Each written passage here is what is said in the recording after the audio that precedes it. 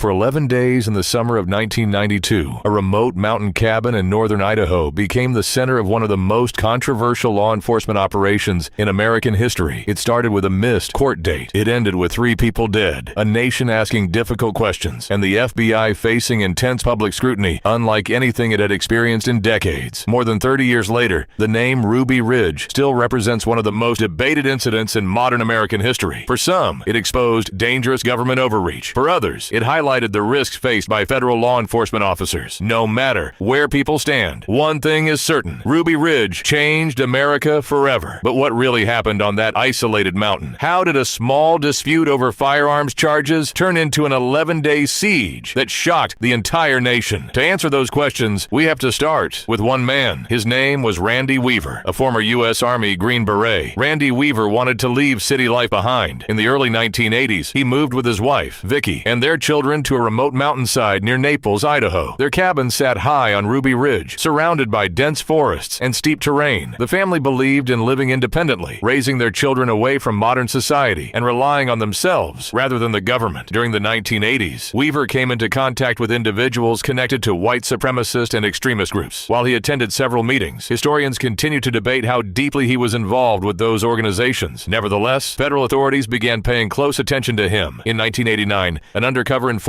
working for the Bureau of Alcohol, Tobacco, and Firearms convinced Weaver to sell 2 shotguns with barrels shorter than the legal limit. That transaction resulted in federal firearms charges. Soon afterward, investigators reportedly attempted to persuade Weaver to become an informant against extremist groups. Weaver refused. When his court appearance was later scheduled, confusion over the hearing date led to a failure to appear in court. A federal judge issued an arrest warrant, and the U.S. Marshal Service was assigned to bring him into custody. Instead of arresting Weaver while he was in town, federal marshals began quietly conducting surveillance around his mountain property. What happened next would trigger one of the most controversial confrontations between federal agents and American civilians in U.S. history. By August 1992, federal authorities had spent months monitoring Randy Weaver's property. U.S. Marshals believed Weaver would eventually leave the mountain, allowing them to arrest him without violence. But as weeks turned into months, that opportunity never came. On August 21st, 1992, 6 U.S. Marshals entered the heavily wooded area surrounding the Weaver cabin to conduct a reconnaissance mission. Their objective was to gather intelligence on the property and identify the safest way to arrest Weaver. What happened next remains one of the most disputed moments in the entire case. As the marshals moved through the forest, they encountered Randy Weaver's 14-year-old son, Sammy Weaver, family friend Kevin Harris, and the family's dog, Striker. The dog ran toward the officers, barking loudly. A U.S. Marshal shot and killed the dog. The gunshot instantly shattered the silence of the mountain. Hearing the shot, Sammy Weaver and Kevin Harris ran toward the sound. Within seconds, both sides opened fire. When the exchange ended, Deputy U.S. Marshal William Deegan had been fatally wounded. 14-year-old Sammy Weaver had also been killed by a gunshot while running back toward the cabin. The confrontation shocked everyone involved. What had begun as a surveillance operation had suddenly become a deadly gunfight, leaving both federal officers and the Weaver family devastated. News of the shooting quickly reached federal authorities. Because a federal marshal had been killed, the situation was immediately treated as a national crisis. The Federal Bureau of Investigation's Hostage Rescue Team, better known as the FBI HRT, was deployed to Ruby Ridge. Within hours, heavily armed tactical teams surrounded the mountain. Snipers took positions overlooking the cabin. Helicopters monitored the area, and roads leading to the property were secured. Federal officials believed Randy Weaver and Kevin Harris were armed, dangerous, and unwilling to surrender. The isolated cabin was now completely surrounded. What had started as an arrest operation had transformed into a full-scale federal siege. Over the next several days, every decision made by both sides would be examined, criticized, and remembered for decades to come. The most controversial moment of the entire standoff was still ahead. On August 22nd, 1992, just one day after the deadly shootout, the FBI's hostage rescue team tightened its control around the Weaver property. The mountain was surrounded by armed agents, while negotiators searched for a peaceful solution. However, the rules of engagement approved for the operation quickly became the center of intense controversy. Unlike standard FBI policy, agents were given expanded authority to use deadly force if they believed an armed adult male posed a threat. Years later, these rules would face heavy criticism from legal experts, members of Congress, and the Department of Justice. That afternoon, Randy Weaver stepped outside the cabin to look toward the hillside where his son Sammy had been killed. FBI sniper Lon Horiuchi fired a shot. The bullet struck Randy Weaver in the back, seriously wounding him. As Weaver, Kevin Harris, and the others rushed back toward the cabin, a second shot was fired. The bullet missed Kevin Harris, but struck Vicki Weaver, who was standing in the cabin doorway while holding her 10-month-old daughter, Elisheba. Vicki Weaver was killed instantly. The infant survived without physical injury. The death of Vicki Weaver became the most controversial moment of the entire Ruby Ridge siege. Questions immediately arose about whether the shot had been legally justified and whether the FBI's rules of engagement had gone too far. For the next several days, the Weaver family remained inside the cabin. Randy Weaver was badly wounded. His children were frightened. Federal negotiators continued trying to end the standoff without further bloodshed. Former Green Beret Colonel Bo Gritz eventually helped establish communication with the family and encouraged Weaver to surrender peacefully. After 11 tense days, Randy Weaver agreed to come out. On August 31st, 1992, the siege finally ended. The final toll was devastating. Deputy U.S. Marshal William Dagan was dead. 14-year-old Sammy Weaver was dead. Vicki Weaver was dead. Several others had been seriously wounded. But although the gunfire had stopped, the national controversy was only beginning. Although the gunfire had ended, the controversy surrounding Ruby Ridge was far from over. In fact, the most important battles would now take place in courtrooms, congressional hearings, and the court of public opinion. Following the 11-day siege, Randy Weaver and Kevin Harris were brought to trial in federal court. Prosecutors charged them with multiple offenses, including conspiracy and the murder of Deputy U.S. Marshal William Dagan. After weeks of testimony, the jury reached a surprising verdict. Randy Weaver was acquitted of the most serious charges, including murder and conspiracy. He was convicted only of failing to appear in court and violating his bail conditions. Kevin Harris was acquitted on the grounds of self-defense in the fatal shooting of Marshal Dagan. The verdict intensified public debate. Many Americans questioned whether the tragedy could have been avoided from the very beginning. In the years that followed, several official investigations examined the actions of federal agencies. A Department of Justice review criticized the FBI's special rules of engagement, concluding that they did not fully comply with constitutional standards governing the use of deadly force. The Weaver family later reached a civil settlement with the federal government. Randy Weaver received compensation, and the government also reached a separate settlement on behalf of his children. While the settlements resolved the civil lawsuits, they did not end the national debate. Ruby Ridge had a lasting impact on American law enforcement. The incident prompted changes in FBI training, operational planning, and the review of tactical procedures. It also became a powerful example in discussions about government authority, civil liberties, and accountability. Today, historians continue to study Ruby Ridge not because it offers easy answers, but because it raises difficult questions. How should law enforcement respond to armed standoffs? Where is the line between public safety and constitutional rights? And how can future tragedies be prevented? More than 3 decades later, Ruby Ridge remains one of the most controversial federal law enforcement operations in modern American history. Its legacy is not defined only by the lives that were lost, but by the lessons America continues to learn from one of its darkest and most debated confrontations.